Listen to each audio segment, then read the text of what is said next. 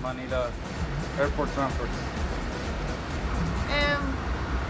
That we came from Singapore on Cebu Airlines or Cebu Pacific, and then as you arrive at Manila, the terminal is not. I mean, you have to get a bus, but the airport bus wasn't there for us when we arrived, which meant getting a taxi.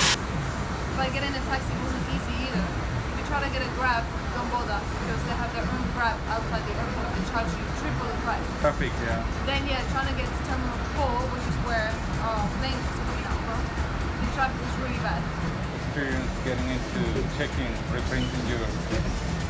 They got separate check-ins. They got female check-in, male check-in.